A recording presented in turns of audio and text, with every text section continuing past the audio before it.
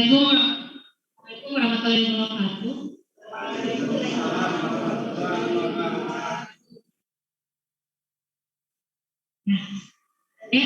Sekarang kita kuliah tentang gizi pada obesitas.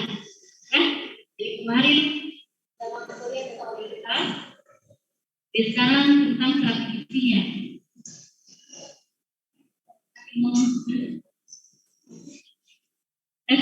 Sendiri yang di Zoom dengar jelas suaraku? Yang di Zoom? Halo yang di Zoom? KBI dok. KBI dok, terdengar dok.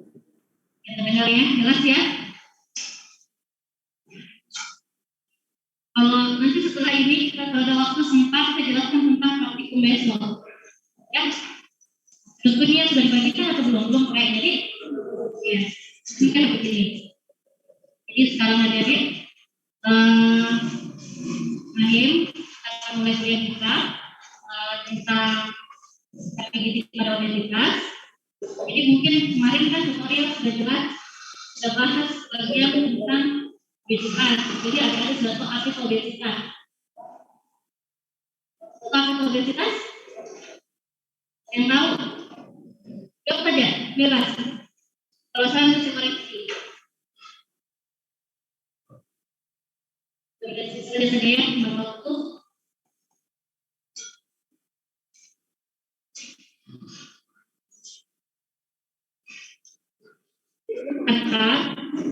Kenapa obesitas itu penting? Sekilas saya sudah melihat di sini kira-kira ada yang obesitas. Ya? Nah, jadi besok praktikum kalian bisa menilai diri kalian masing-masing. Ya, MP-nya masing-masing masuk kategori mana? Overweight kan? Underweight, obesitas, atau grade 1 atau grade 2. Kalau kalian sudah tahu identitasnya masing-masing, mulai dari sekarang terus makannya masing-masing. Oke, nanti mungkin tadi kemarin sudah dijelaskan apa bahayanya obesitas. Ya, banyak sekali dampak kesehatan yang disebutkan obesitas. Cuma memang godaannya berat zaman sekarang. Tapi bisa makan yang gampang, enak banyak, ya. Nah, itu gagal besar saja. Bahwa penduduk bukan Indonesia tapi dunia. 30% dari penduduk dunia sedang menderita obesitas. Yang dominan adalah wanita. Apa wanita?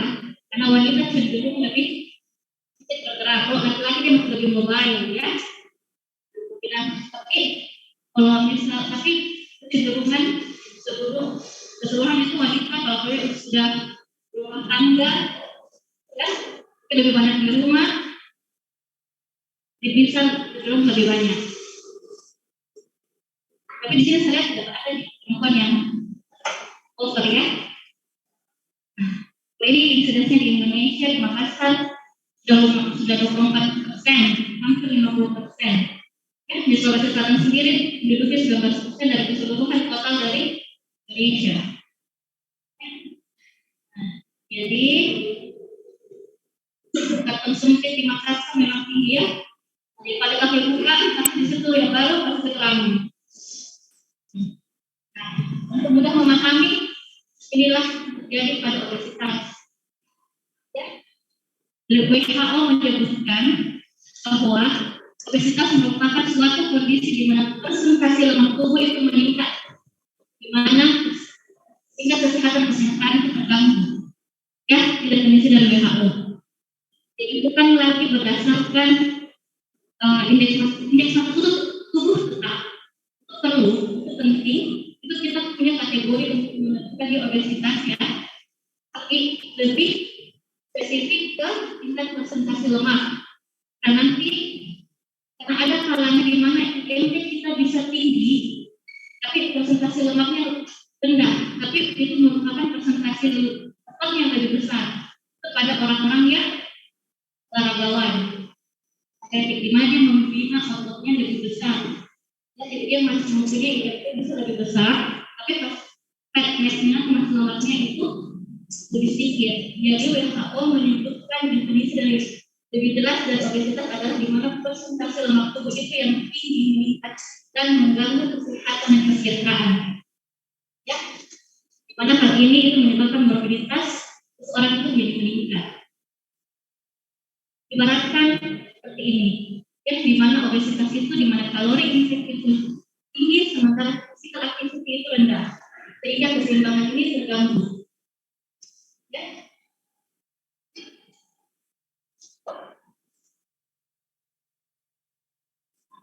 Ini klasifikasi dari indeks massa tubuh.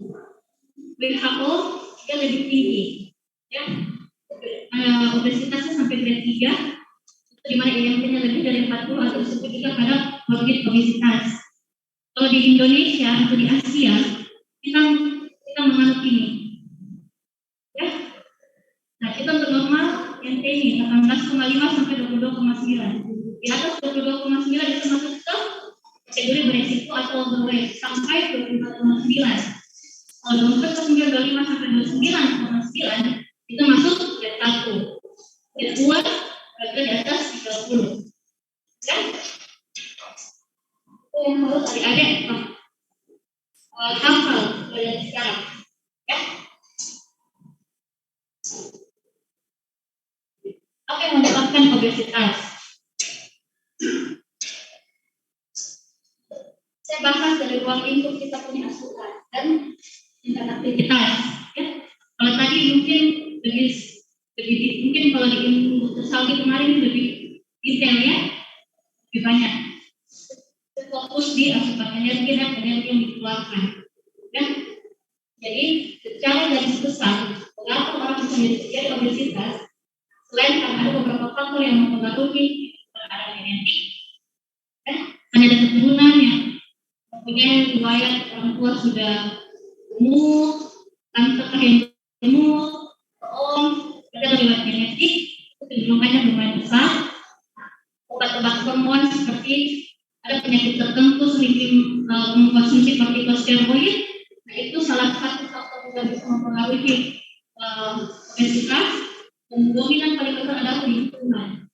Dan lingkungan itu mengaruhi oleh ini. Di mana kecenderungan sekarang masyarakat itu dengan asupan energi itu cukup besar, sementara energi yang dikeluarkan itu sedikit, sehingga terjadi ketidakseimbangan. Ya, sehingga terjadilah obesitas. Apa yang terjadi obesitas? Ini mungkin sudah jelaskan ya, sudah jelaskan. Belum? Jadi kalau ada suatu kondisi obesitas, di mana itu terjadi adipose tissue, jaringan lemak itu terjadi hipertrofi, ya, jadi massa lemak yang tinggi itu akan menyebabkan massa lemak yang berlebih akan disimpan di jaringan lemak sehingga terjadi jaringan lemak itu hipertrofi. Ya. Hipertrofi. Kemudian tapi ini berlangsung sebentar, waktu frekuensi yang lama. Ini butuh waktu tahunan sehingga dia menimbulkan suatu low grade inflammasi namanya, low grade inflammation, dari inflamasi kronik yang lambat yang memicu faktor-faktor inflamasi ini, ya, low grade inflammation. Nah, ini akan mengganggu mobilitas dalam metabolisme di tubuh, utamanya adalah insulin. Ya, insulin kemudian ini akan mengganggu dari adiponektin, hormon ya, leptin. Ini semua akan memicu inflamasi dalam tubuh. Inflamasi dalam tubuh jadi muncul faktor inflamasi. Ini merupakan faktor inflamasi. Ya, faktor inflamasi terjadinya resistensi insulin, ya, menurunkan sensitivitas insulin, ya, kemudian terjadi inflamasi karena dia slow inflammation, dia kan masih upward, bukan masih upward, misalnya ada infeksi, ada misalnya bakteri yang masuk ke inflamasi upward, yang kita masuk ke gejala demam, batuk, pilek, itu merupakan faktor inflamasi yang cepat, memicu cepat reaksi sel inflamasi dalam tubuh sehingga ada tekanan. Tapi adalah slow rate inflammation. Ya, pada obesitas itu karena yang dikeluarkan merupakan jaringan tissue yang berlebih yang besar itu naik tapi sedikit, ya, sehingga tidak menimbulkan reaksi cepat dari tubuh untuk menangkal ini semua. Oke dok. Kedengaran yang di Zoom? Dok, maaf sebelumnya memotong dok, tapi suaranya kita di Zoom dok pecah dok, tidak jelas dok tapi. Yang di Zoom? Tapi dok suaranya pecah dok tapi. Sekarang sudah jelas? Tapi dok pecah dok tapi. Pecah? Pecah ya?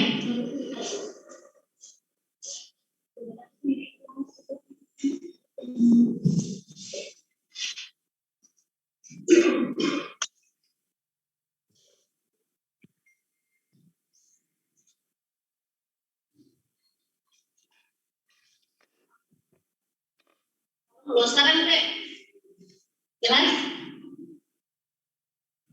Halo, yang di Zoom, jelas terdengar? Halo, yang di Zoom.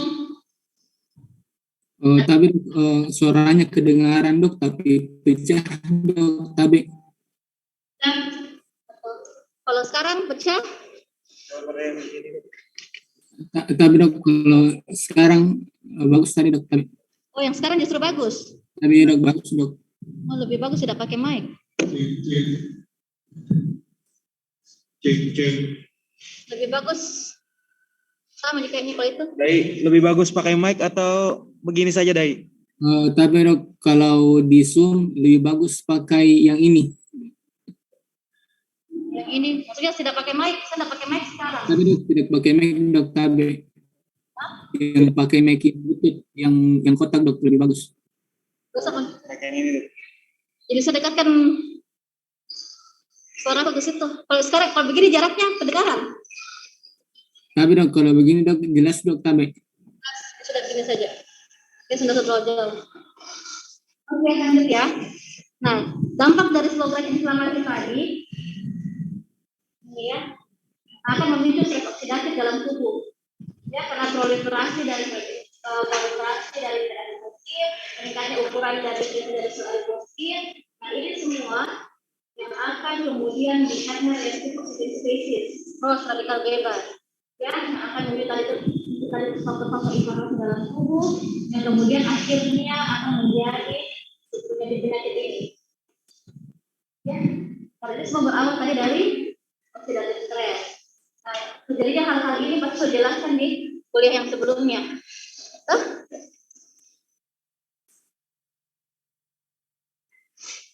Ini penampakannya dalam tubuh orang gemuk. Dan ini merupakan massa lemak. Ini semua jaringan lemak. Kenapa jaringan lemak banyak di dalam perut? Sebenarnya ada juga di semua di bawah kulit itu pasti ada jaringan lemak. Bawah kulit kita semua ada jaringan lemak. Nah, tapi paling banyak di abdomen. Karena di abdomen banyak organ-organ vital, ya. Selain di otak, di jantung pun banyak ya. Di jantung itu dilapisi oleh jaringan lemak banyak. Makanya salah satu faktor risiko kita ini mengukur lihat tinggal nanti adalah untuk mengetahui tingkatnya kadar lemak dalam tubuh, karena kalau tinggi meningkatnya risiko kardiovaskuler.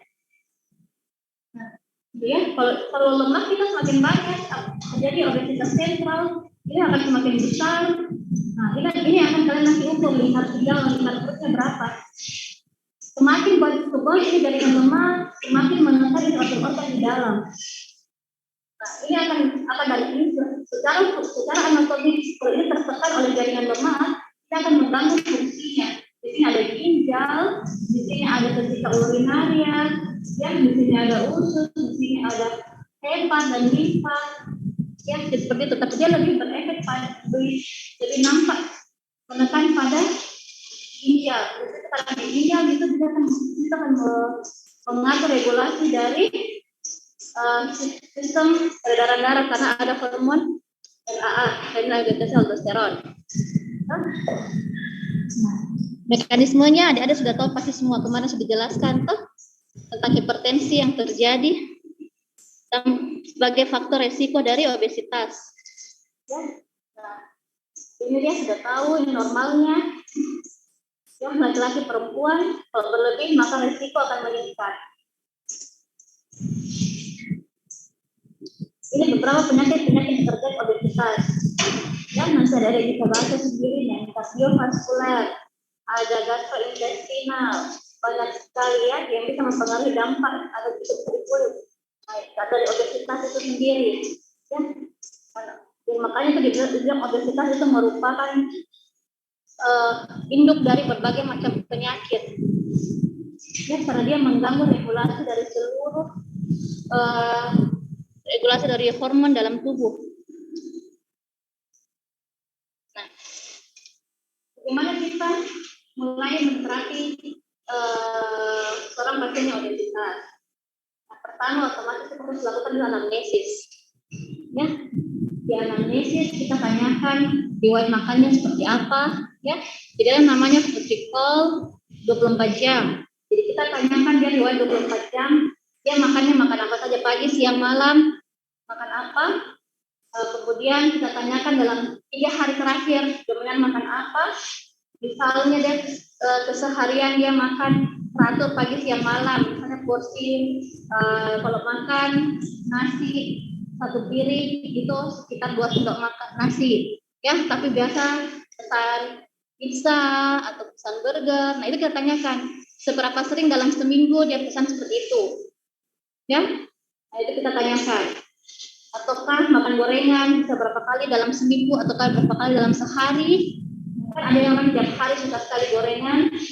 Nah setelah itu kita tahu riwayat makannya seseorang, kita tanyakan juga riwayat penyakitnya. Apakah sudah ada gejala tertentu? Setelah kita tahu riwayatnya, riwayat anamnesisnya, riwayat penyakitnya, riwayat keluarga jangan lupa, riwayat obat-obatan, kita lakukan examination dan laboratory other testing. Jadi seperti physical examination kita lihat kalau misalnya secara fisik pasti sudah tampak gemuk, ya. Terus kita perhatikan apakah ada susah berjalan, ya, karena salah satu dari faktor risiko dari obesitas juga adalah terjadi apa yang namanya itu varises, ya, atau deep vein thrombosis, ya, susah berjalan. Kemudian kalau misalnya sudah ada komplikasi seperti itu, ya, hipertensi, hipertensi, ya, makanya kita lakukan laboratory testing. Kita tahu apakah penyakit obesitas sudah ada terjadi komplikasi penyakit lain tidak. Nah, setelah itu kita lakukan antropometrik. Kita tentukan antropometrik itu, kita tentukan dia masuk di obesitas tinggi badan berapa, berat badan berapa, yang tentukan dari dimensinya berapa. Nah, kemudian kita lakukan hitungan komposisi tubuh dengan monitor fat mass-nya berapa. Setelah tahu, nah baru lakukan treatment dan kemudian monitor evaluasi, ya. Nah, ini dia dalam diri obesitas, ya. Jadi kita lihat body fat-nya, fat mass-nya, massa tulangnya, ya, massa tulang, massa otot, kemudian total dari air dalam tubuh. Dalam pemeriksaan ini kita menggunakan dia nanti, ya. Nah, jadi assessing obesitas itu ada macam-macam. Yang pertama kita lakukan lagi MI, ya, yang mengukur indeks massa tubuh, kemudian lipat pinggang, ya, kemudian waist ratio, rasio dari tingkat pinggang dan tingkat panggung, kemudian persentase dari lemak, massa lemak dalam tubuh. Dan dengan untuk ini kita menggunakan alat ini, dia bioelectrical impedance analysis, ya. Nanti kita lakukan di praktikum besok. Nah, ini contohnya, di alat dia ini kita bisa mengetahui dalam tubuh kita ada berapa besar massa massa lemak dan massa bebas lemak. Fat primer atau massa lemak itu terdiri dari visceral protein, ya, atau juga otot, intercellular water, extracellular waternya, kemudian massa tulangnya, ya.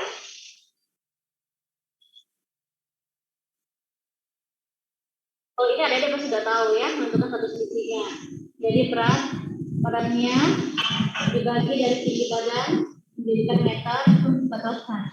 Terus kita tentukan bagaimana adik-adik sekalian nanti, ya. Nah, betul berat badan idealnya, tinggi badannya berapa dikurangi 100, kemudian dikurangi 10%, ya. Nanti besok kita praktekkan. Nah, terus, nah, bagaimana sebenarnya prinsip pengaturan berat badan untuk pasien yang obesitas, ya. Prinsipnya adalah kita harus lakukan keseimbangan, ya. Ada prinsip keseimbangan ini, kita mulai mengatur konsumsi makan dan penggunaan tenaga fisik dari pasien.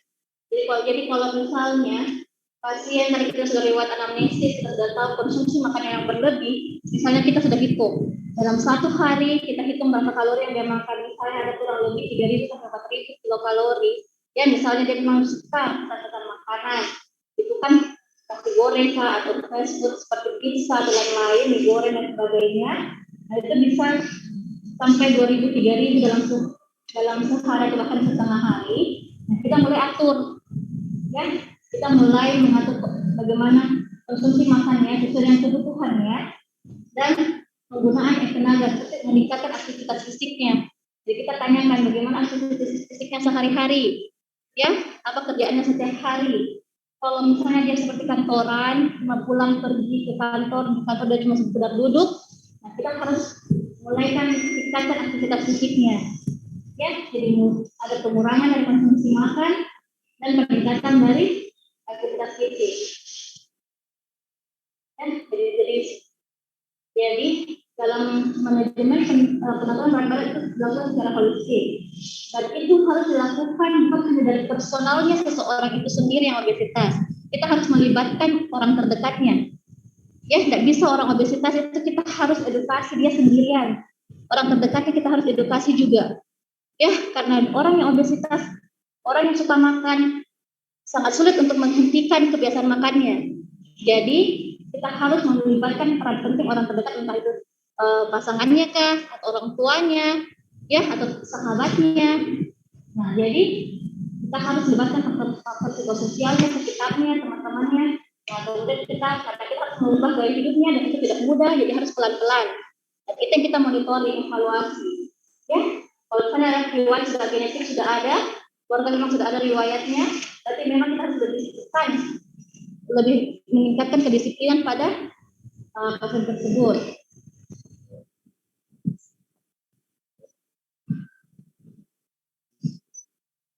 Setelah kita tahu itu, mari kita hitung kebutuhan gizinya, kebutuhan energi yang dibutuhkan oleh orang tersebut.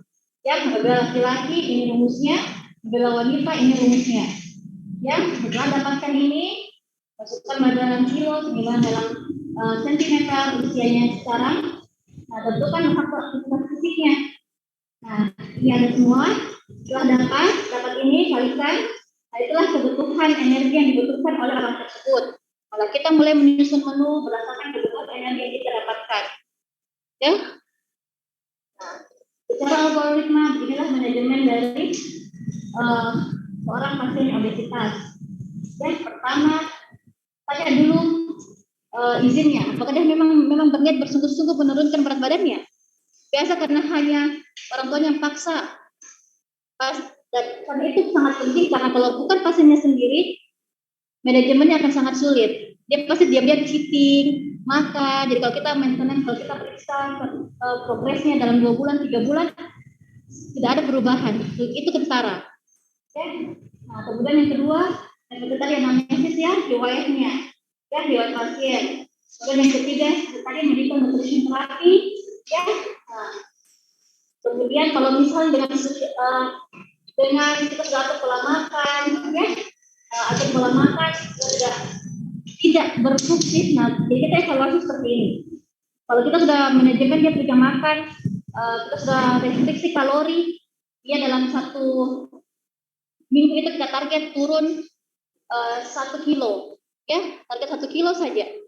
Nah, itu kita lihat dari fat mass-nya, ya, karena bisa saja untuk pertama turun itu adalah body water, ya, nah, bukan fat mass.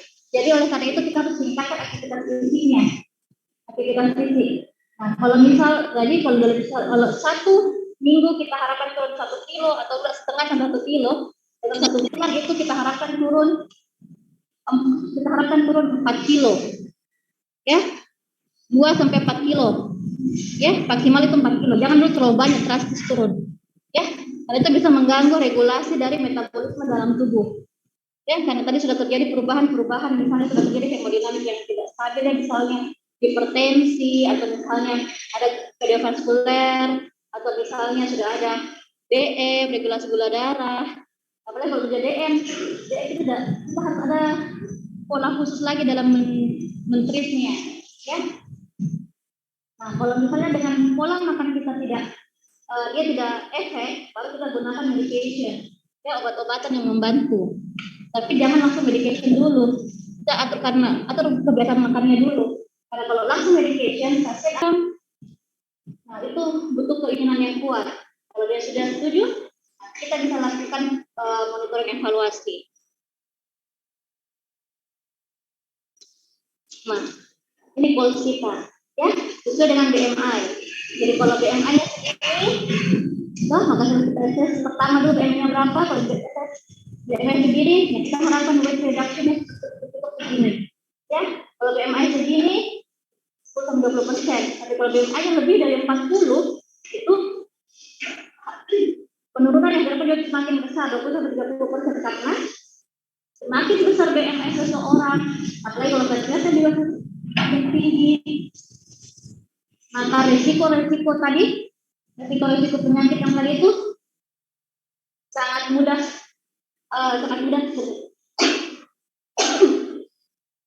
terjadi sama pasien. Dan itu meningkatkan morbiditas dan mortalitas pada pasien. Jadi kalau seperti ini, kita lakukan bariatric surgery, gitu ya.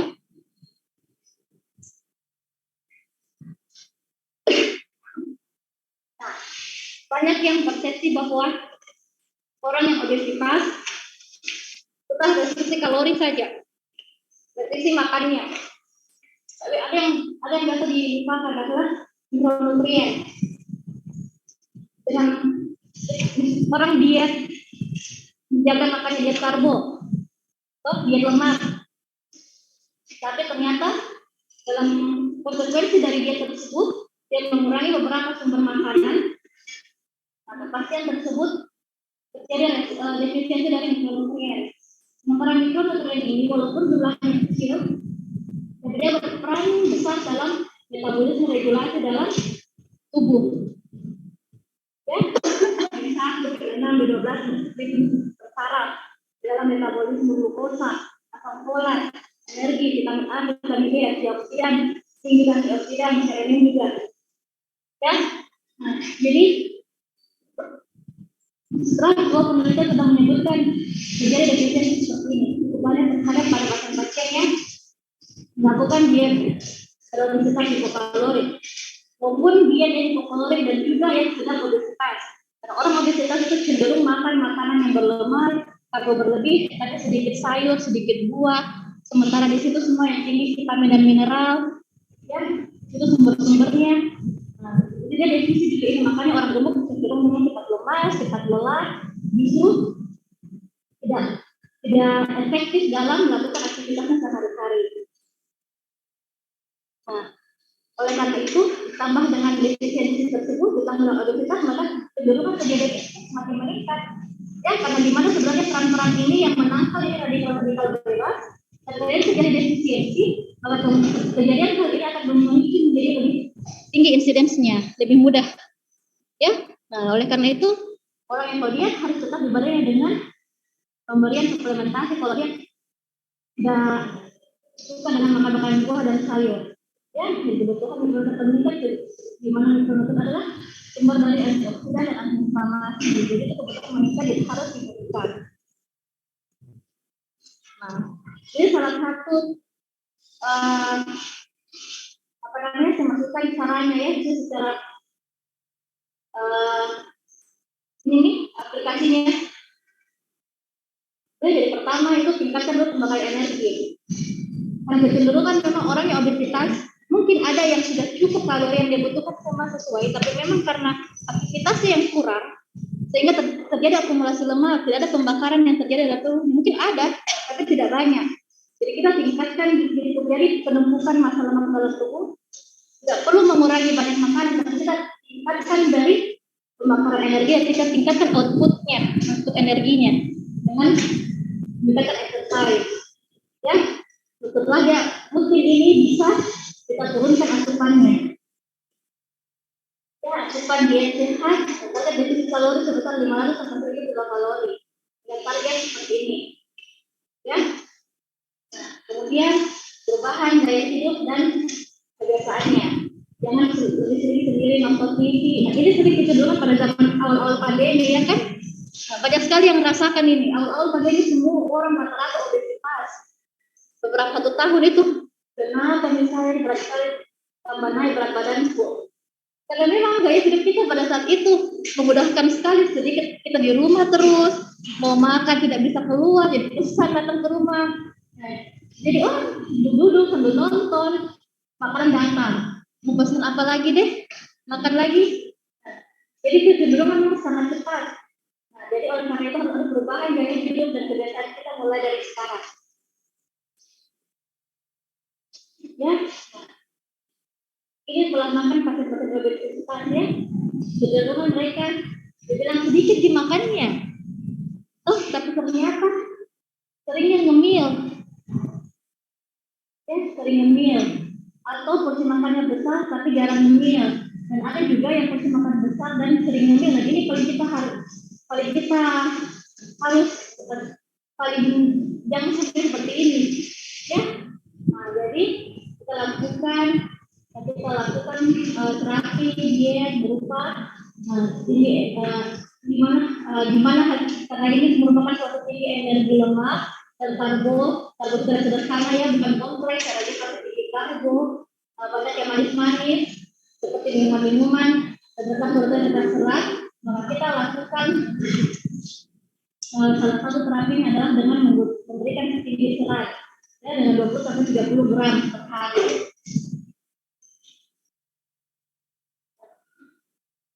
Sebagai itu ya, kenapa dia seimbang sudah ya? Nah, ini dia. Kita mulai dengan memberikan edukasi berupa memberikan pilihan. Apakah dia lebih suka diet rendah lemak atau diet rendah karbo? Dua-duanya efektif. Kita bisa minta pasien memilih. Rendah karbo atau rendah lemak. Karena sudah tahu ya metabolisme karbohidrat sama lemak? Atau ada yang lupa? Jadi secara simpelnya, karbo yang tinggi yang berlebih dalam tubuh akan disimpan menjadi lemak. Ya, nah, oleh karena itu rendah karbo juga efektif. Rendah lemak juga efektif karena rendah lemak efektif karena lemak itu mendukung 1 gram lemak sama dengan 9 kilokalori, mendukung pemberian kalori yang sangat besar oleh peningkatan berat badan. Beda karbo sama protein. Karbo protein 1 gram 4 kilokalori, sementara lemak 1 gram lemak itu 9 kilokalori. Ya, jadi kalau kita rendah lemak, restriksi kalori pasti akan terjadi besar.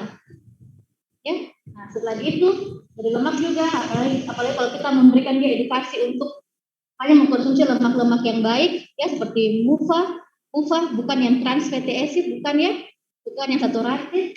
Nah, jadi itu akan menjadi lemak yang baik yang tersimpan, ya bukan yang tersimpan menjadi inflamasi dalam tubuh.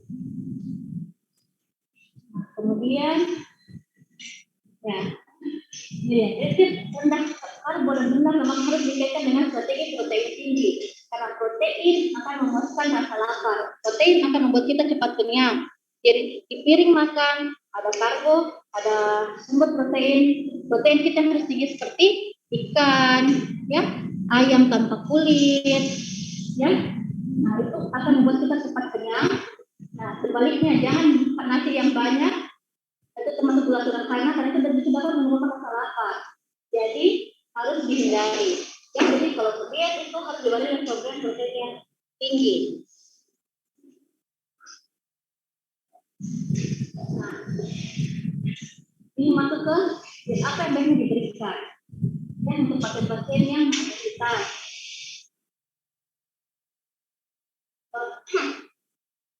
Sudah banyak produk-produk yang dijual untuk sebagai program-program diet. Nah, ketika rata-rata sudah mencapai 800 kilokalori.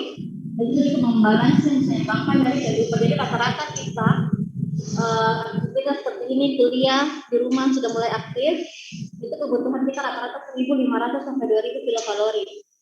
Ya. Jadi itu yang harus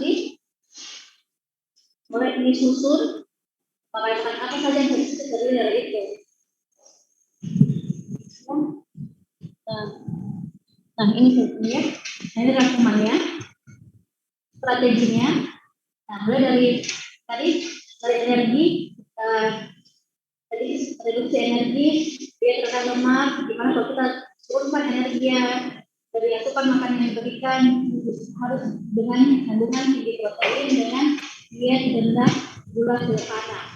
Ya, kalau fat diet lebih cenderung ke mufa dan kufa. Mufa dan mufa itu adalah lemak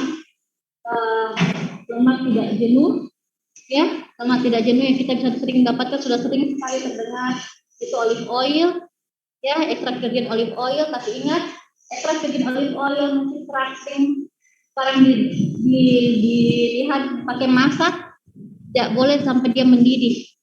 Dia hanya bisa dipakai masak dalam panas yang sedang, jangan panas yang tinggi, jangan sekali-sekali pakai menggoreng, ya, karena dia rantainya tidak jenuh, dia akan menjadi jenuh dan itu akan menjadi olive oil yang lebih baik, dia akan menjadi lemak, jadi menjadi lemak yang saturated, yang akhirnya menjadi trans.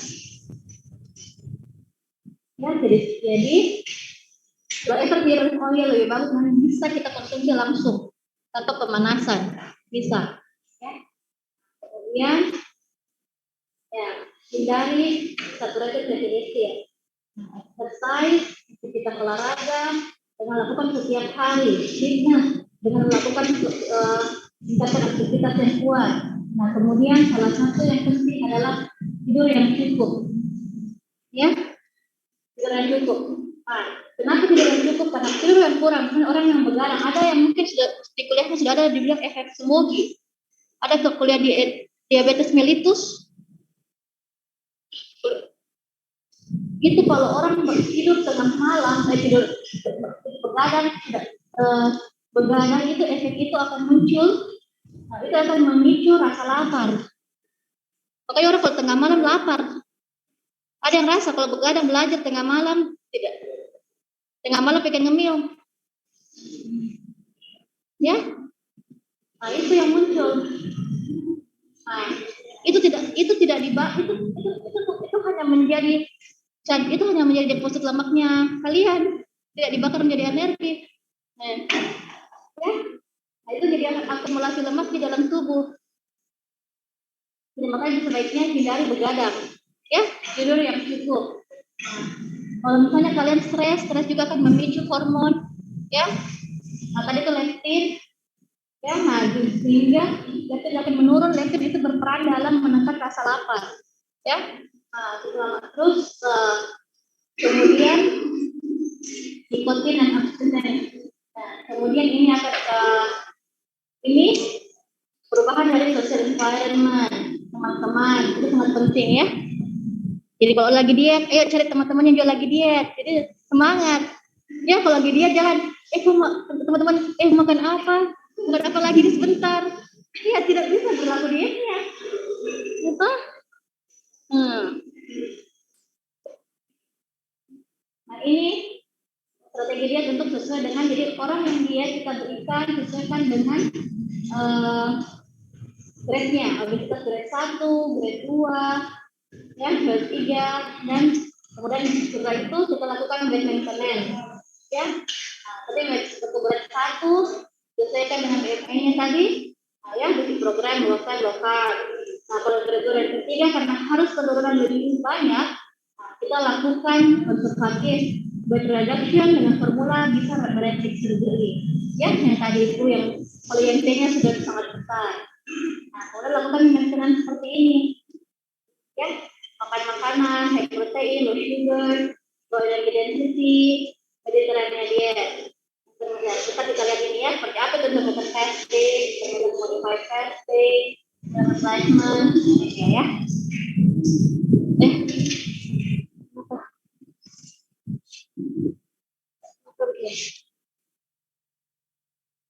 Nah, terus itu, nah jadi kalau kita kasih diet seperti ini ya, panduan ini dari Kemenkes menganjurkan waktu kita kalau makan itu piringnya kita bagi 3 seperti ini, ya, bagi 2 dulu, terus setengah dari piring tersebut kita bagi 2. Nah, yang di sini seperempat ini karbohidrat, jadi kita isi karbohidrat kompleks. Jadi kalau misalnya nasi, kalau misalnya yang obes ya, obes seperti nasi merah atau enggak roti gandum, sarapan ya, boleh nasi putih, tidak apa-apa nasi putih, ya, asalkan kita tingkatkan lebih banyak proteinnya, ya, jauh tingkatkan. Jangan kalau misalnya ada karbo, jangan sekali-sekali ada 2 jenis karbo dalam satu piring, cukup pilih 1 saja kalau lagi diet ya. Ini kan kita bisa untuk yang diet. Nah, protein ya banyak kan, protein boleh 2 sampai 3 porsi boleh, ya. Nah, setengah piring ini jauh lebih banyak adalah penuhkan dengan buah-buah dan sayur-sayuran. Ya, usahakan pilih yang berwarna-warni karena dalam warna-warna dalam buah dan sayur itu menunjukkan kandungan vitaminnya. Semakin cerah suatu sayur dan buah, semakin tinggi kandungan vitaminnya. Ya. Ini harus. Kenapa juga vitamin dalam produk putih kita juga mengambil seratnya. Serat itu penting. Kenapa? Karena serat itu dapat, kalau dia dikonsumsi dalam lambung itu dia bisa meningkatkan masa tinggal makanan di lambung, ya, jadi lama, jadi meningkatkan rasa kenyang, jadi tidak lapar. Nah, ada yang sering dengar tentang intermittent fasting, seperti orang puasa, jadi kayak kita berpuasa kemarin Ramadan, ya, nah, itu masuk fasting. Nah, sudah menjadi suatu program diet yang sangat baik dalam tubuh, ya. Kita akan mengurangi jauh besar kalori dalam tubuh, dan itu pas pada saat yang penting itu adalah saat berbuka, saat membuka puasa, itu memang jangan banyak ya. Ini sudah sering tahu ya, banyak yang terlalu banyak, secukupnya saja karbohidrat. Kita butuh memang yang manis karena mengembalikan energi, ya, sudah berpuasa penuh. Tapi jangan berlebihan, ya, jangan sudah banyak ada buahnya, ada bisa hijaunya, ya, terus kemudian lagi ada apa yang manis-manis, ada hijau, ada buah, ada cola, ya, terus sudah itu ada gorengan di dalam kote, atau lumpia, itu semua jadi makanan pembuka. Akhirnya sudah itu kenyang nih, tidak makan makanan inti, tidak ada kenyang makan sayur, tidak makan sayur-sayur banyak, ya.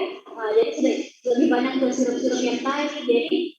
Jadi itu pada tadi karena karbohidrat sederhana, ya, karbohidrat sederhana mudah cepat mengembangkan energi, tapi mudah cepat menurunkan insulin, ya, karena regulasinya adalah insulin berperan dalam memasukkan karbohidrat ke dalam sel untuk menjadikan energi. Nah, ini ceritanya orang harus berpuasa lama, ya, insulin kadarnya rendah, karena karbohidrat rendah. Tiba-tiba karbohidrat sederhana kita datangkan banyak, tuh menumpuk dalam darah. Tiba-tiba dalam otak langsung memanggil insulin untuk segera keluar. Banyak banyak karbohidrat. Kita harus cepat masukkan ke dalam sel untuk berubah menjadi energi. Ya, jadi insulin jadi hiperinsulinemia dalam waktu sesaat ya untuk segera memasukkan karbohidrat ini. Nah, setelah itu semua masuk, masuk dengan cepat, insulin pun dengan sangat cepat. Nah, jadi karbohidrat yang cepat tinggi, cepat juga turun. Efek jadi kalau lihat di grafiknya itu dia peak, terjadi peak. Nah, tidak slow, tadi dengan cepat begini. Jadi tadi yang masuk ke titik ini dalam waktu yang cepat. Setelah kita makanya habis makan yang banyak manis-manis, atau rasa lemas. Ya, karena karbohidrat itu cepat langsung dikasih masuk. Tidak sempat sementara untuk pembakaran energi, benar-benar itu butuh waktu. Jadi makanya pada saat itu makanya disebutkan pelan-pelan, makan cukup secukupnya. Makanya itu disunahkan memang cukup 3 kurma itu sudah cukup mengembalikan kadar gula darah kita dalam batas yang cukup. Jadi insulin tidak langsung masuk dengan cepat dan banyak. Jadi karbohidrat dalam darah itu cukup dalam kadar yang seharusnya, tidak masuk semua ke dalam sel. Dan sel itu kita tidak merasa lemas. Ya. Nah, kemudian setelah itu dari replacement mengganti beberapa dari kilokalori. Ya, misalnya mengganti makan siangnya dengan minum susu yang tinggi kalori, itu bisa. Ya. Nah, ini mekanisme kerja serat. Tadi kenapa butuh tinggi serat kita berikan? Karena pada lambung serat akan meningkatkan desain lambung yang perlambat pengosongan lambung. Sementara di kolon terjadi peningkatan serat dari di mana hal ini akan meningkatkan tendensi dari usus fekal yang akan mengajarkan pembuangan air besar ya, lemak-lemak dan protein yang digunakan. Nah, ini rekomendasi.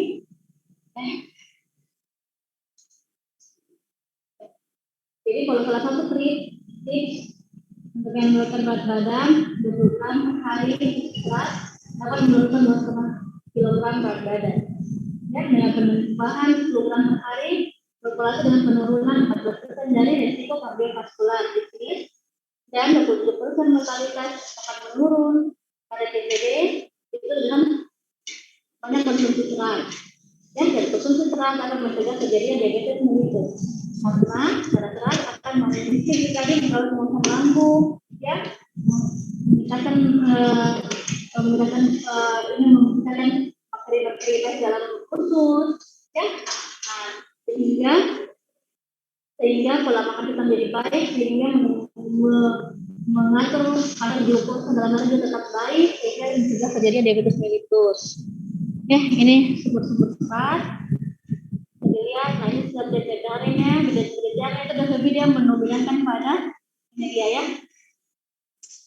Gandum, banyak sayur buah, terus minyaknya minyak zaitun, tidak menggunakan minyak trans, ya. Nah, paling ujung ini sedikit sekali, dia hanya sedikit sekali makan yang manis-manisan. Lebih dengan ini, itu dia vegetarian. Ini semua jenis-jenisnya. Ada bisa baca. Ini daftar bahan makanan minuman. Kalau kalian lihat itu bermakanan berbahan sehat apa saja, ya sayur-sayur apa saja, protein hewani, nabati apa saja. Ya. Oke. Jadi informasinya pola makan yang berbeda dan waktu yang lama merupakan faktor utama penyebab obesitas. Gaya hidup dengan sedentari yang tinggi, aktivitas fisik yang kurang, asupan yang berlebih menyebabkan obesitas. Dia dalam aktivitas fisik merupakan pencegahan dan cadangan obesitas yang tidak dapat dipisahkan.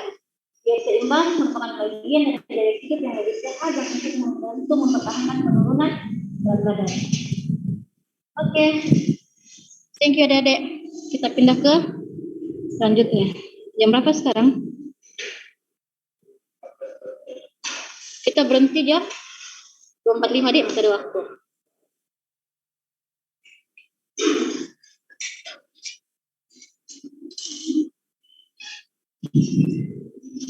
Nah, selanjutnya kita pindah ke diodium. Kalau diodium ini tidak terlalu banyak. Ada yang mau ditanyakan? Ini jam-jam mengantuk. Kalau ada yang mau bertanya, hilang mengantuknya semua pasti. Mana Ki?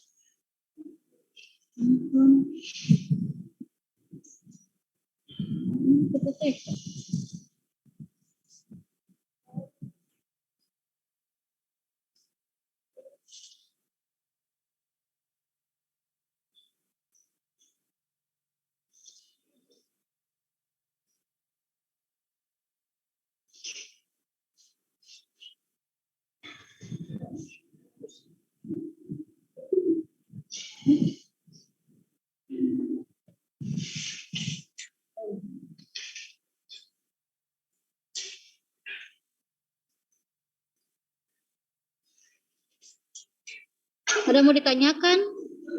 Ya? Apa Dek, mau bertanya? Ya? Ya, siapa namanya? Holis? Kenapa Holis?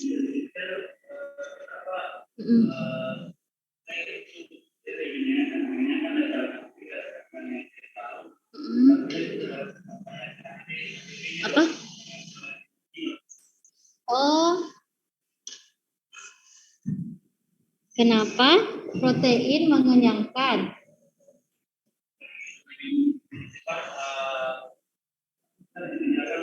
Oh, ya. Kenapa tadi seperti jelaskan, kenapa pada saat kita di low carb atau low fat, kita harus barengnya dengan tinggi protein. Ya, sementara sumber energi kita adalah dari karbohidrat. Ya, oke. Jadi, gini. Dalam metabolisme tubuh kita, karbohidrat adalah sumber utama karbohidrat. Sumber utama energi. Ya, sumber utama energi. Nah, kalau misalnya karbohidrat kita kurang, yang dipecah kemudian baru lemak. Ya, lemak yang dipecah. Tapi kalau lemak yang dipecah akan muncul efek samping berupa benda keton. Ya.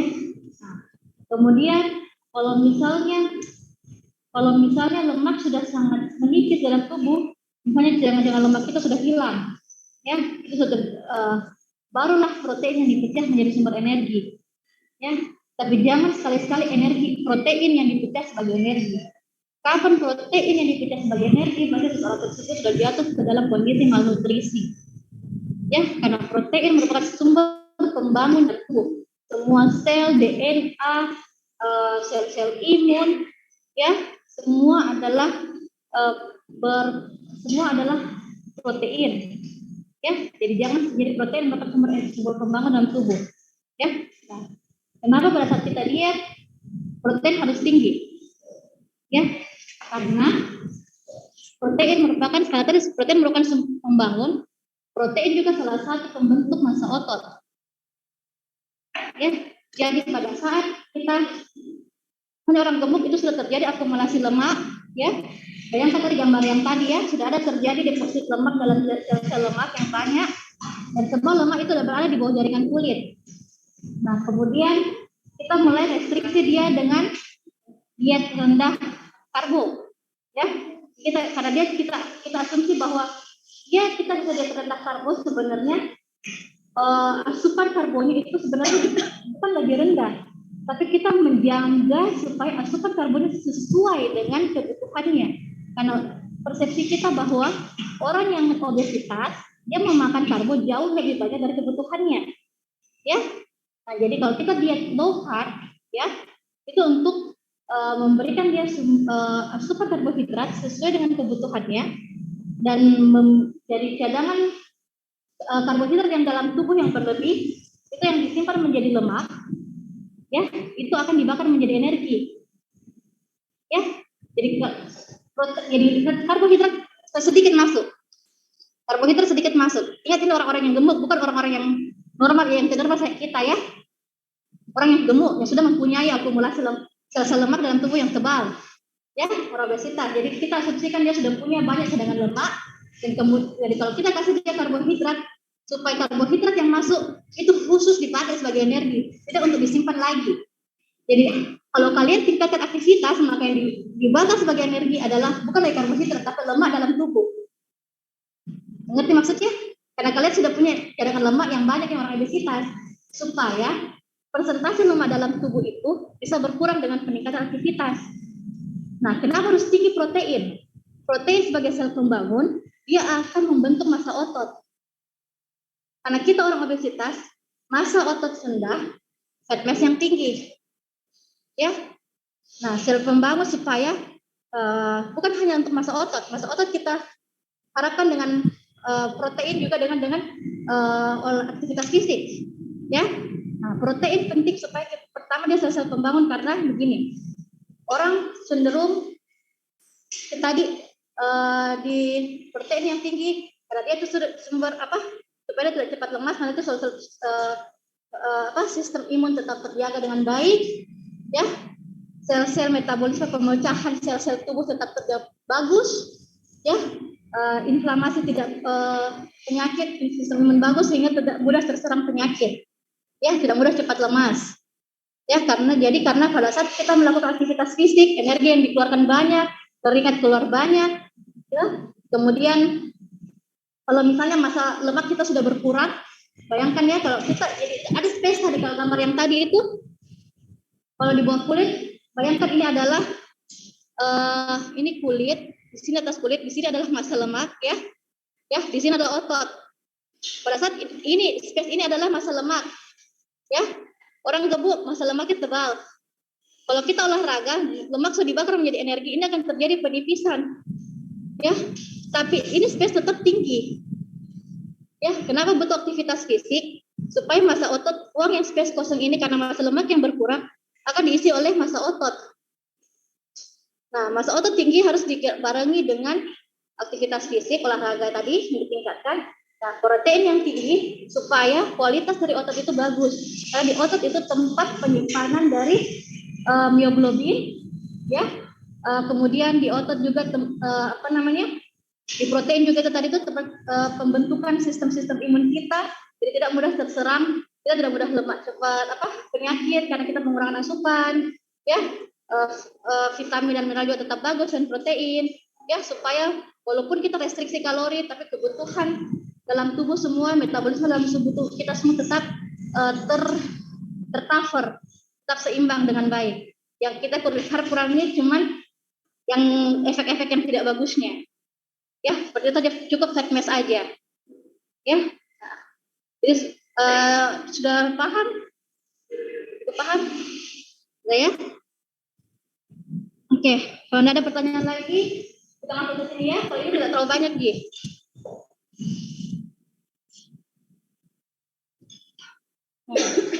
Oke, yang di Zoom dengar dan jelas kelihatan deh. Oke, sekarang kita bahas tentang nutrisi pada gangguan akibat kekurangan iod ya. Dia sudah kuliahnya toh tentang hipotiroid. Sudah ya? Apa gejala-gejala hipotiroid?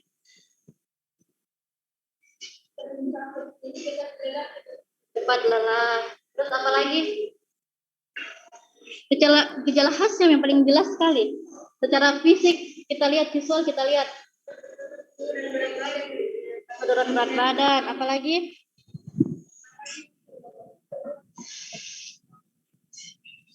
apa yang paling khas sekali? Ya, benjolan. Jadi mana benjolannya? Leher bagian mana? Ya, punya tiroid di sebelah mana? Ayo.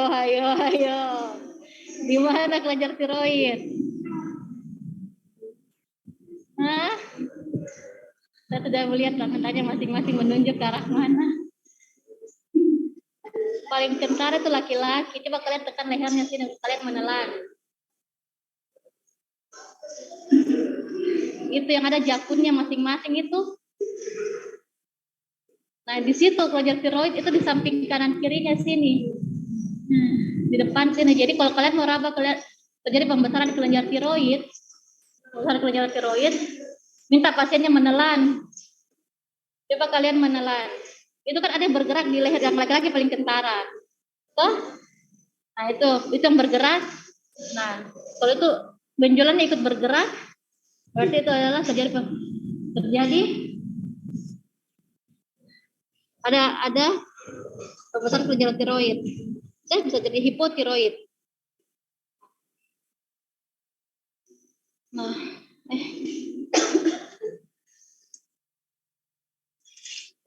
Oke. Nah, tiroid sangat erat kaitannya dengan yodium. Ya, karena kenapa yodium? Karena yodium merupakan mineral yang utama yang diperlukan untuk sintesis hormon tiroid.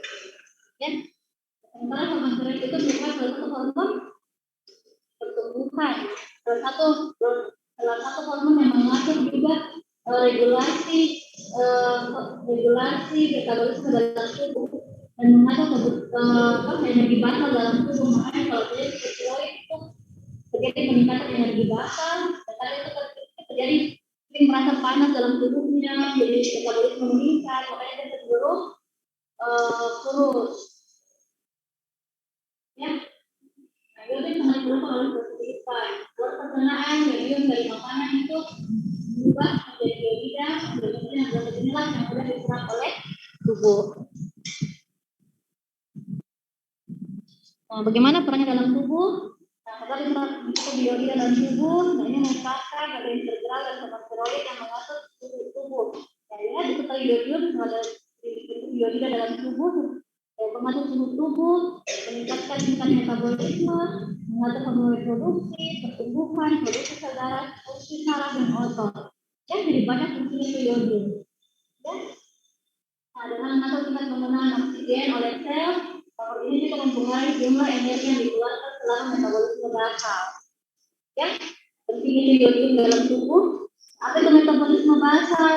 Metabolisme basal adalah metabolisme yang dibutuhkan oleh organ-organ dalam tubuh kita dan untuk melakukan aktivitasnya. Ya, energi yang dibutuhkan oleh organ-organ dalam tubuh untuk melakukan aktivitasnya. Seperti tadi kebutuhan energi basal ada ya. Tadi yang pertama itu kita hitung dengan rumus itu dikalikan aktivitas apa baru itu adalah kebutuhan energi kita. Ya, dan kita dalam keadaan tidur dan tidak melakukan aktivitas apapun, ya kita tetap membutuhkan energi. Ya, jangan bilang jadi makannya jangan bilang kita tidak kerja di apa-apa, terus nggak banyak makan, terus nggak makan. Tidak boleh, kita tetap harus butuh makan energi. Itu adalah untuk metabolisme basal. Ini diperlukan untuk otak, jantung, paru-paru. Setiap saat, setiap detik mereka tetap berdenyut dan itu pun membentukkan ATP, energi. Ya, makanya itulah yang dibutuhkan untuk metabolisme basal, kebutuhan energi basal. Ya, walaupun kita dalam keadaan tidur, dalam keadaan apa, mereka tetap butuh energi. Nah, itulah glukosa sebagai utamanya. Nah, berapa kebutuhan yodium dalam tubuh kita? Nah, asupan yodium yang direkomendasikan untuk orang dewasa dalam jumlah yang sangat kecil.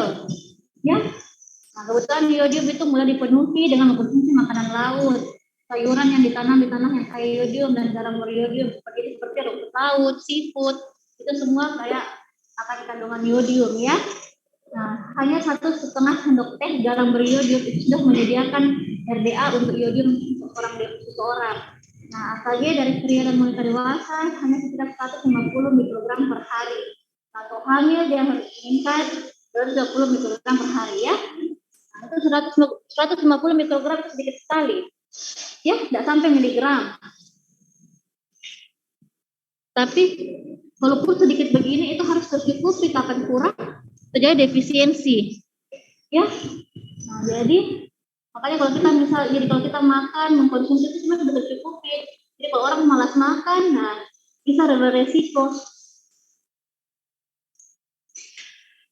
Nah, selain kebutuhan tadi yodium, hati-hati juga ada toksisitas yodium.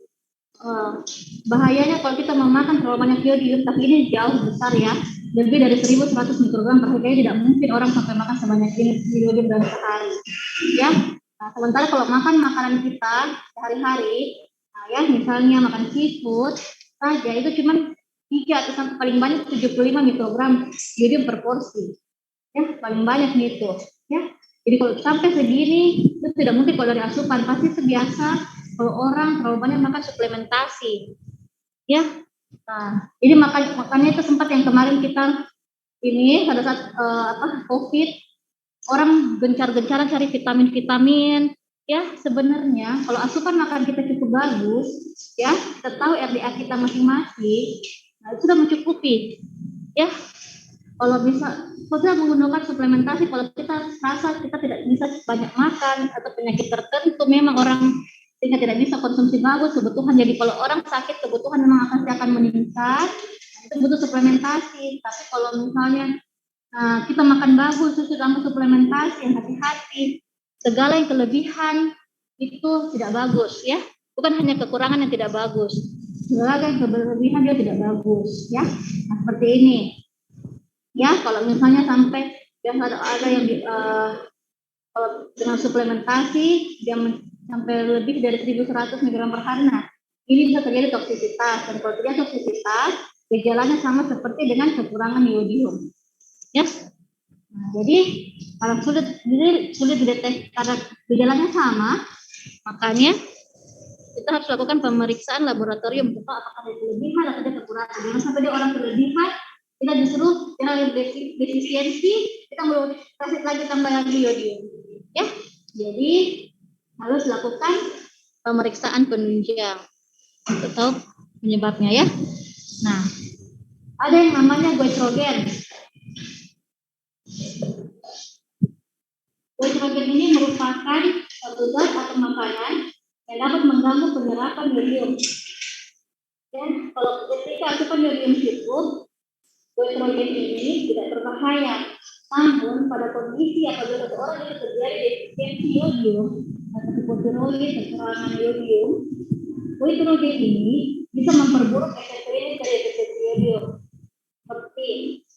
seperti kekurangan selenium, kekurangan terbukti vitamin A bisa memperburuk efek gangguan kekurangan iodium. Apa saja semua goitrogen itu makanan yang sering kita makan. Sayuran seperti kubis, bayam, boba, ya kacang-kacangan, kedelai, kacang-kacangan, buah-buah, seperti strawberry. Umum ya. Tapi kan kita alhamdulillah sudah ada di defisiensi, ya. Nah ini hanya apabila pasien defisiensi iodium. Nah, kalau kalian sudah tahu pasien-pasien yang ada hipotiroid, defisiensi iodium, jangan dulu barengi dengan ini. Kalau tiroidnya masih rendah, ya, karena ini bisa mengganggu penyerapan iodium yang diberikan obatnya. Nah, ini goitrogen ini yang adalah tanaman mengingatkan kita bahwa komponen aluminium dari makanan dapat menyebabkan gangguan dosa jika dimakan secara berlebihan. Ya.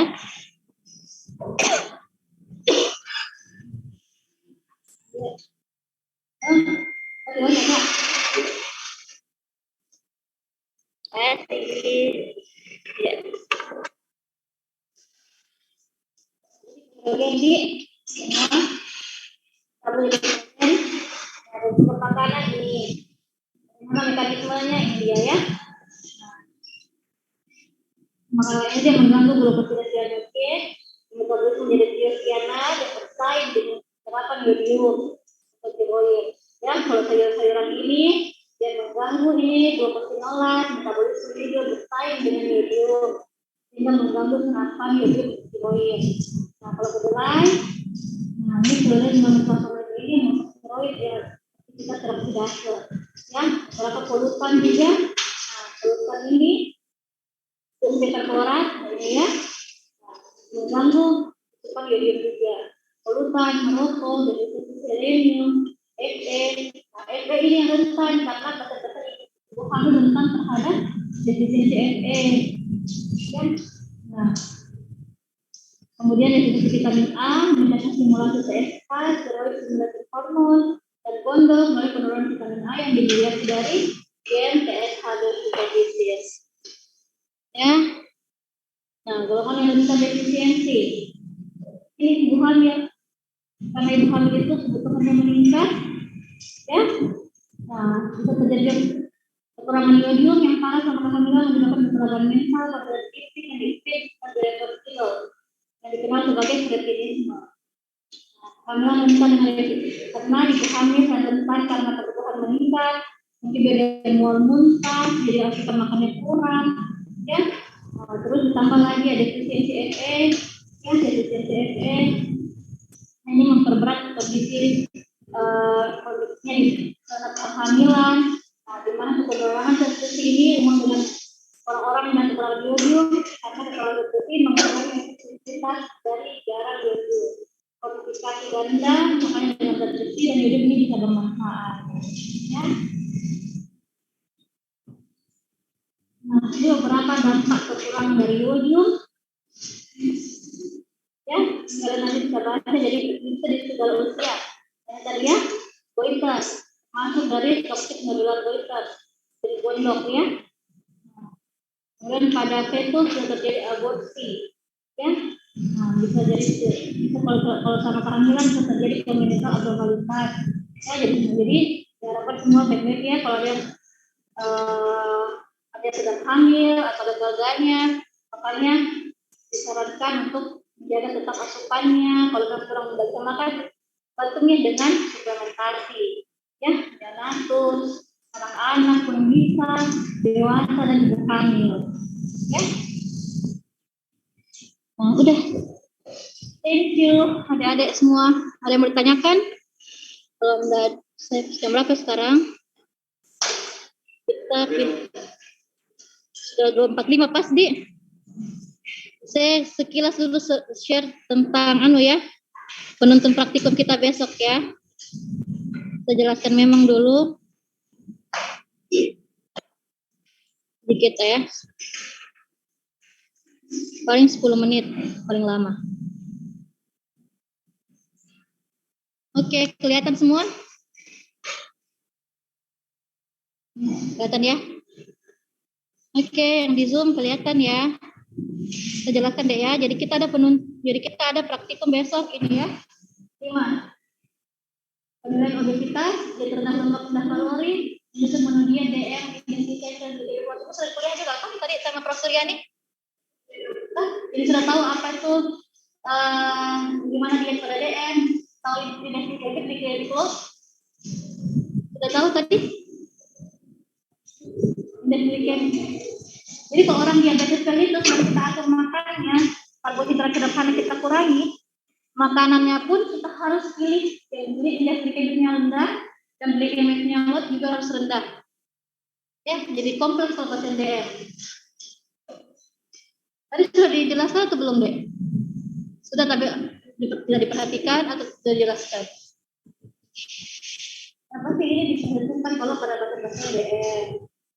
Ya, nanti kita kelihatan praktekkan. Nah, kemudian dia terdas urin, ya, pasien yang urinnya. Nah, terus tadi dia pada berbuat akibat kekurangan yodium. Ya. Oke, penilaian obesitas. Ya. Nih, jadi ini akan mengukur masing-masing IMT-nya. Ya, ini dicantumkan di ini nanti halang-halang harus hafal nanti pas ujian. Kalau ada yang belum hafal, terus kita akan melakukan penilaian body composition. Ya, di sini kalian akan lihat sendiri nanti berapa massa lemaknya masing-masing, normal massa lemaknya, massa waternya, body fluidnya, ya, bone mass-nya. Ya. Nah, ini hitung waist ratio-nya berapa, lingkar pinggul, ya berapa. Atau yang obesitas sensal. Nah, nanti setelah itu kalian ada satu kelompok. Nah, masing-masing berapa, ya? Berapa yang didapatkan? Oke. Sebenarnya untuk lingkar pinggul, tinggi badan, berat badan sudah dilakukan di CSL 1 kan? Sudah tahu di semua atau? Jadi tidak lama di sini. Paling nanti di BIA, kalian belum pernah lakukan BIA kan? Sebelumnya, ya, nggak baru ini saya masukkan. Ya, kalian akan mengukur masing-masing. Kalian bisa lihat berapa saya punya ini fat mass, berapa saya punya ini body water fluid dalam tubuh, berapa saya punya ini body age, usia sel, ya, nah, itu semua. Nanti besok ada kakak-kakak asisten yang bantu setiap kelompok. Nah, dia rendah lemak, rendah kalori, ya. Nah ini ada skenario. Nah, kalian nanti diskusi mengenai skenario. Ya, di situ teman makan kelompoknya. Nah, tentukan dari IMT dari skenario tersebut. Tentukan kebutuhan kalori. Tentukan kebutuhan kalori itu tadi dari rumus tadi yang saya kuliahkan. Ya, bagaimana menentukan kebutuhan kalorinya? Jadi tentukan kebutuhan tadi dari rumusnya tadi, kebutuhan energi bakalnya berapa dari rumus tadi. Yang perempuan laki-laki, terus tadi kan dengan aktivitas fisiknya. Dapat ini kebutuhannya berapa? Nah, tentukan kebutuhan karbohidratnya dan gram persen. Ya, setelah mengetahui kebutuhan kalorinya, kita tentukan makronutriennya. Nah, kita bilang, ini mau masuk karbohidrat berapa persen, protein berapa persen, lemak berapa persen. Tapi ini kita karbohidrat saja, ya. Karbohidrat. Kemudian dibutuhkannya 5 bahan makanan yang dianjurkan untuk diet rendah lemak dan rendah kalori. 5 bahan makanan yang tidak dianjurkan untuk diet rendah lemak dan rendah kalori. Jadi kalian harus tahu jenis-jenis makanan apa yang tinggi lemak dan apa yang rendah lemak. Ya. Nah, di penuntut ini ada tertulis di sini semua yang tergolong rendah lemak, lemak, dan sedang. Ya. Nah, kemudian ketiga, DM, indeks, dan glycemic load. Ya. Nah, nanti ada sediakan model ya, nanti bisa dilihat. Ada senario juga. Ya. Nah, seperti dari pasien tersebut, tentukan kebutuhan makronutriennya. Jadi tentukan kebutuhan nutrien berarti tentukan memang mau kasih protein karbohidrat itu karbohidrat saja. Ini bikin protein, karbohidrat, lemak, ya. Proteinnya berapa persen, karbohidratnya berapa persen, lemaknya berapa persen, ya. 5 contoh bahan makanan, nilai identitas organik. 5 contoh bahan makanan dan nilai glikemik loadnya.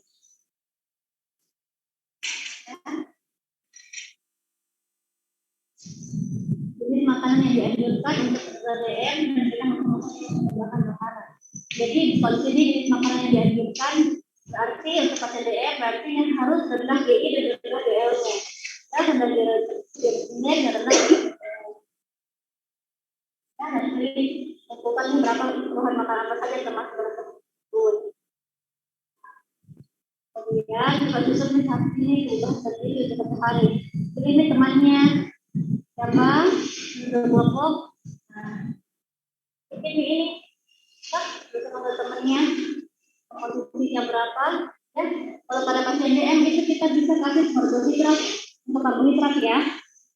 Bisa 45% sampai 50%. Kalau kita sehari-hari orang sehat bisa sampai 60%, 50 sampai 60%. Tapi kalau DM kita kasih dia dari 40 sampai 50, kita kasih 45 sampai 50. Ya, 45 sampai 50%. Kemudian hitung jumlah karbohidrat, protein, dan lemak. Hitung nilai zat gizi masing-masing bahan makanan tersebut dan menggunakan dasar analisis makanan. Jadi nilai zat gizi artinya tentukan dari bahan makanan tersebut, kandungan makanan tersebut mengandung berapa gram karbohidrat atau berapa gram protein, berapa gram lemak. Ya. Nah, terus nanti di sini.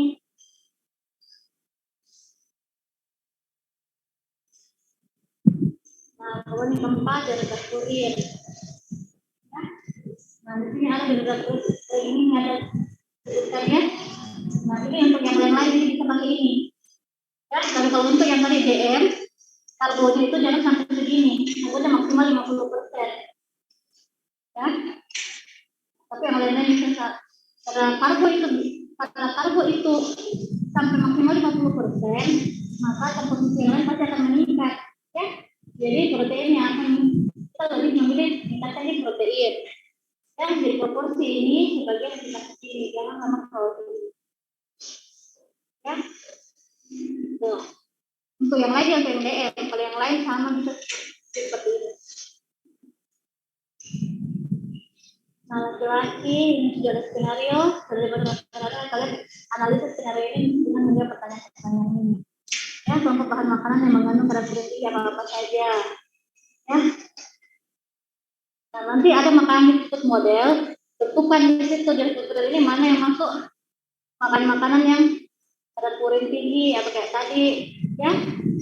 Nah, bentar. Kenapa nih? Makan makanan yang dianjurkan untuk diet rendah purin dan yang tidak dianjurkan. Ya. Oke, nah yang terakhir praktikum 5. Ya, ini ada saya sebutkan lagi. Food model, nah ada kasus. Nah, tentukan di IMT-nya dari kasus tersebut, kebutuhan makronutrien, ya seperti tadi ya, protein karbo lemaknya. Nah, terus 3 contoh bahan makanan yang dikonsumsi, ya yang sebaiknya dikonsumsi, ya. Nah, kalau misalnya dari bahan makanan yang dikonsumsi itu ada di food model, tulisan di food model. Kalau tidak ada di food model, tulis itu ya. Tulis yang tulisannya tidak ada di food model. Terus yang termasuk nitrogen itu apa saja. Dahulukan dulu kalau ada di food model, tulis di food model. Kalau dari food model baru boleh yang lain selain dari food model. Ya. Gitu. Oke, kalau tadi bahan makanannya kan nitrogen ini jelas ya sudah ada jadi penuntun yang dari kuliah tadi. Oke, ini dia ya. Di penuntun ini ada ukuran rumah tangga, bahan makanan ini juga bahan makanan penukarnya. Ya. Ini untuk sumber karbohidrat. Nah, ini protein hewani ya. Kamu menyusun menu. Nah, nabati sudah ada dengan kandungannya berapa energi, protein, lemak ya. Sayuran, buah-buahan. Nah, dan ini minyak. Ya.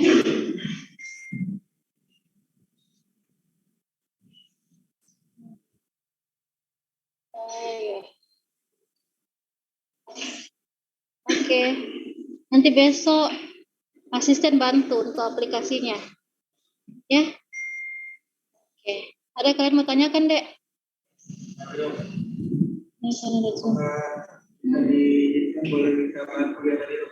Iya, saya kirimkan nah. Saya tanya dulu Kak Dian, saya sudah kirim ke Kak Dian. Katanya Kak Dian itu mencetakkan buat kalian masing-masing. Ya. Jadi nanti sebentar saya tanyakan nah. Atau tanya ke Kak Dian di bawah sebentar. Iya, tanya Mi. Nah, katanya udah tahu jadi di. Hah? Apanya? Oh, praktikum PK. Iya, sejauh ini tidak ada pembatalan dari dosennya. Kalau PK kayaknya tidak pakai penuntun, Ji.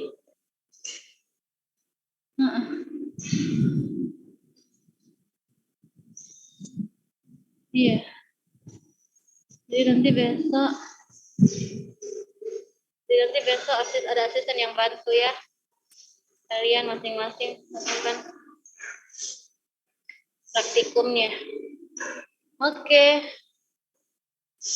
Ada yang mau ditanyakan lagi?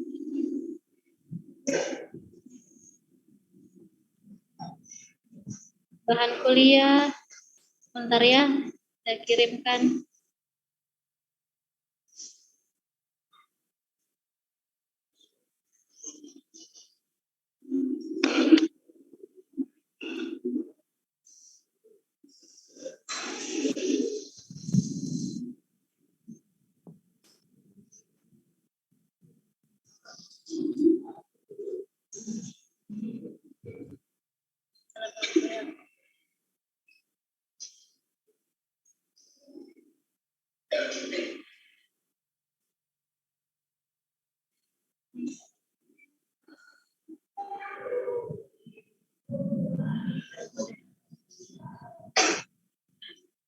Kalau sudah tidak ada, saya akhiri kuliah kita ini.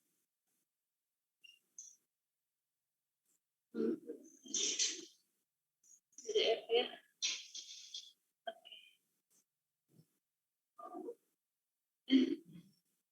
Mana tuh kuliah?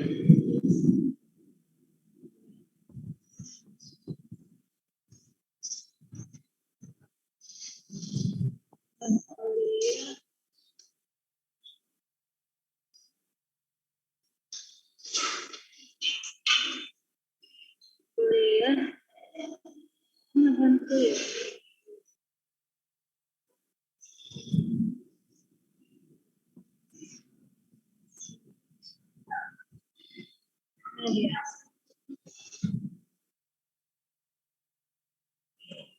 kirimkan memang bahan kuliahnya, nah. Saya kirim ke ketua kelas ya.